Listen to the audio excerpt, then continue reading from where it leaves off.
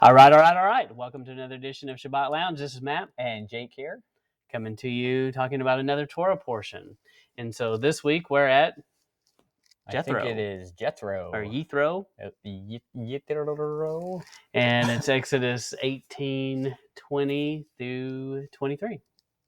So Jethro. Who's this Jethro guy? Let's figure it out.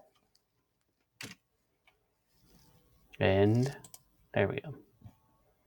For some reason, things are not clicking. All right. It will pick up later. There it is. All right, so let's dive into Jethro. Matt, who was Jethro? Well, he was a concerned grandfather, worried about his children and his son-in-law. He was kind of watching from the distance, and I think he thought, that looking down upon his son-in-law was too consumed and wasn't spending enough time, I think, with his family. The text does not say that, Right. but we know how relationships work, and we know how we are as men. And is it possible Moses was a workaholic? It seems he probably could have been. Yeah. There was definitely a lot of work to do. Yeah, and it seems like it would be in his trait qualities. Leaders tend to have those tendencies. He was a leader, and he cared about the people. And yeah, he probably, it's like so many people in ministry that get caught up in doing that so much they neglect their own family. And I think maybe Jethro could see that. Moses couldn't see it. He's like, hey, wait a minute. Yeah, I could see that. So Jethro was a priest. Right. We know that much from the text. But what kind of priest? So a lot of people would say that he was a pagan priest, and then he comes and talks to Moses. So what do you think? Well, I think it's possible that we can assume that, because if you come from maybe a more a traditional Jewish perspective, you may look at this guy and go, "Hey, he's not Levitical priest. Who is this guy? Right. He's not a real priest." But it probably depends on who you talk to. But he does just kind of appear out of nowhere, and we don't know his lineage. We know a little bit, but we just don't know. It doesn't say much about it, but he could have been like the Melchizedek order of priesthood. Right. So. It is interesting that they both kind of show up in the same way. It's like they just kind of show up out of nowhere. Mm-hmm. And when later we'll get into it, but we'll start looking at where Jethro comes from, and it's not super clear. Mm-hmm. I mean, we get some idea, but just like Melchizedek, he has no start or no beginning, and no end. So it's almost more reasonable to think that he would fall into that category. Yeah, because of this question you ask here: would Moses have listened to a pagan priest?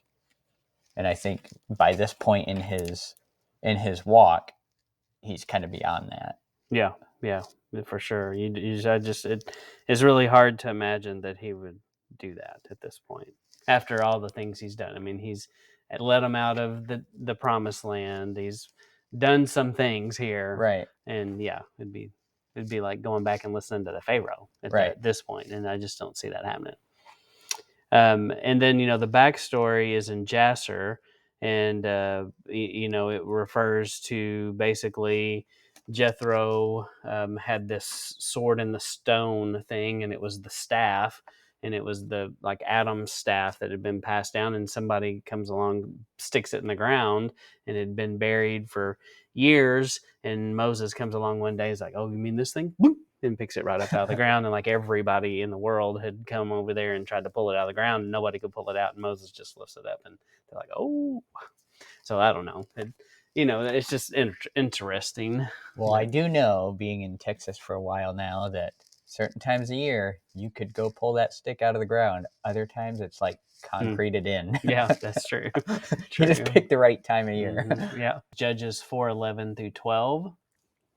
Heber the Kenite had separated from the other Kenites, the descendants of Hobab, Moses' father-in-law. Heber went as far away as the oak tree at Zaananim near Kadesh and set up his tent. So this is establishing the Kenite lineage here. Yes, who are the Kenites? Yeah, Right. saying that he is a Kenite. Right, and then Heber is this descendant of Jethro. Yeah, so this is after the fact. Right. And then more after the fact of Judges 4:17. You may remember the story of the lady who drives the tent peg through the guy's skull. And so it says, meanwhile, Sisera fled on foot towards the tent of Jael, the wife of Heber the Kenite. Sisera did this because King Jabin of Hazor and Heber's family were on peaceful terms. And he rested peacefully after that, after the tent peg went through his skull. After that nice warm milk. Mm-hmm. So I think one of the things we were trying to highlight here is that from the lineage of Jethro, you see these righteous actors that are following Yahweh's will. Yeah, and working together. They're not working against them; they're helping them. Right. So, because there are other people that we see that come along that are connected to the family lineages that sometimes, or most of the time, are working against them, direct enemies. And there's a pretty good case these guys weren't enemies. Right. So something had come along that line that was of righteousness, and so it's not a stretch to think that Jethro was part of that, bringing that righteousness through the lineage. And another one is Judges 4:12 with Caleb. Right. Save Caleb the son of Jephunneh the Kenizzite and Joshua the son of Nun, for they have wholly followed Yahweh. So, and Caleb is from that lineage too, yes, right? Yes, another descendant, maybe like great grandchild or something. Yeah, from Jethro. So another diagram that shows where he comes from. Caleb comes from Jephunneh. Didn't we just read about Jephunneh? Yep. So, and some scriptures that go along with it. And then you have the first judge, Othniel. So it's a lineage that's following Yah. And we took this off of the internet, and there's a mistake that says Jon. That's really supposed to be Joshua 14:6 up there at the top. So this is the priesthood model is really what we begin to see. So we're going to transition our story a little bit and talk more about the priesthood. And so what does 1 Peter 2:9 say? However, you are a chosen people, a royal priesthood, a holy nation, people who belong to Elohim. You are chosen to tell about the excellent qualities of Elohim, who called you out of darkness into his marvelous light. So the royal priesthood, that's the Melchizedek priesthood. So who is that? Who is this royal priesthood? That's us. That's us. That's right. And it wasn't new. So back in Exodus 20:19, you've got the fiery mountain. They're setting the boundaries, and they're saying, you can't touch this. You'll be shot. There's petroglyphs of the real Mount Sinai, Mount Jezreel. Was it Jezreel? Jezreel. Is that right? No, Abdul Allah's. Yeah. Abdul Allah's in Saudi Arabia, and there are pictographs of these people of arrows, and it shows that, hey, you're not supposed to cross this. Yeah, don't cross this, or you'll get. It's peligro. It's danger. It's death. You run through. And so, right here, Moses is about to go, and then the people are like, "Wait a minute, Moses, you're going to have to speak to us. We'll listen to you, but we can't listen to him. He is going to kill us." Right. So and then they said to Moses, you speak to us and we'll listen, but don't let Elohim speak to us or we'll die. So they're afraid to go near the mountain in order to accept this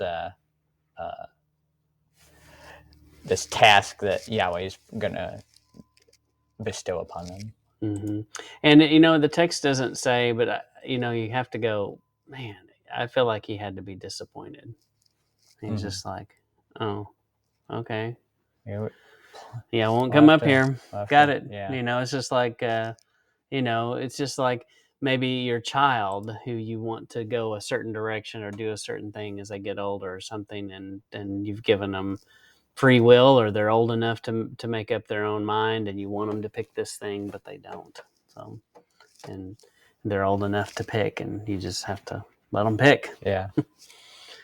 So it's kind of a meeting them where they are kind of thing. Yeah, it's definitely, the Father accepts them for where they are in their faith, and they weren't ready, and he's like, okay, I clearly see this. Yeah. You showed me. Moving on, you get the 10 Commandments, and so he comes down to meet them where they are, and so they basically get the Kituba. So explain the Kituba for people that may not know what Kituba Well, the is. Kituba is like the wedding contract and the agreement. The priest had a copy, the family had a copy, and it was basically like the wedding agreement and contract that It's both like, parties are agreeing to, saying, right. yes, we're going to do this. And It's like your vows, mhm. but it had more importance than we put on it today in our culture. Mm-hmm. Today, it's like, well, they said it. You don't have to like sign a contract about saying those specific vows that you're Yeah, and making. back then it really was blending the two families together. I mean, Right. it was more than just this husband and wife. These two families are coming and acknowledging, we're tied together now. Right. We're bound. And so this wedding ceremony is occurring on the mountain, and the people at some point in the story, they do kind of repeat, and they go, yeah, we'll do everything. Everything you've said we will do. Yeah. Right. Mm-hmm. And that kind of, that's their vow, basically, the Yeah. vow that they're making. So what happens on the mountain? So what next week we'll find out, during the marriage ceremony, the bride is literally whoring herself on the mountain. Yeah. And this kind of goes Would that make a good movie? Whoring on the Mountain? Whoring on the Mountain. Next week, find out for Sabbath Lounge and Whoring on the Mountain. Yeah. So, and you hear the banjos playing on the outro. Yeah. Can I tell this story real quick? Okay. Now you know this story, but I just think it's hilarious. So we were at a Sabbath gathering, and one of my kids said, "Oh no! Someone said something about being lazy," and one of my kids said, "Laziness leads to whoring." And everyone was like, that's hilarious. Where they even come up with this stuff? And they're like, well, I know Jake's kids. They're probably right. It probably says that somewhere. And there was just this big confusion about where this even came from. That's funny. And in reality, what my child had said was hoarding. Like, if you've ever watched like Hoarders, it's like people that don't want to like clean up the mess, right? So now they've hoarded all this. It wasn't whoring. It was not whoring there, but that every time I think about that, it just makes me laugh. That's funny. Yeah, that's good. So anyway, it is a terrible story, and we'll read more about that next week. But this is Jethro, Exodus 18:20 through 23, and bottom line is, read it for yourself. Think for yourself. Don't take our word for it. Don't take anyone else's word for it. Take control of what you believe, and don't be the person that's like, oh, y'all, someone else just tell me what to think. No, that's not what Yahuwah says, to work out your own salvation with fear and trembling. Right. Yeah, no one else can do it for you. But we appreciate you. Any other final thoughts? I did. If you go back to a couple slides. Easier said than done, Jake. Let's give it a try. Okay. So let's see. So the 10 Commandments, right? He comes down and gives them the 10 Commandments. Go forward one. And this discussion about during the ceremony, the bride is cheating, and we'll get into that for the next one. But I hear a lot about, well, he gave them these commandments that they couldn't keep. And it wasn't about not being able to keep them. It was the whoring that's the problem. Mm-hmm. It's not the I can't do this. That wasn't the problem. Mm-hmm. So, and then, of course, we'll get into that in some other videos, and we have in past videos about, it starts to turn into, well, why Messiah and that kind of thing. So yeah, the whoring is a direct. I mean, you can't be more rebellious as a young bride than deciding to go after another man during the ceremony while it's happening. I mean, that's pretty rebellious. Right. Definitely shouldn't marry that one. Right. Run away. It's only going to get worse. Right. But thankfully, our Father is much more patient than we are. Right. Because we would have been like, nope, I'm not doing that. Sorry. But thankfully, he's very patient. So we do appreciate you stopping by and giving Sabbath Lounge some of your time. And we do appreciate if you could share this, if you can like this anywhere, any way you can. Right. Tell others about it.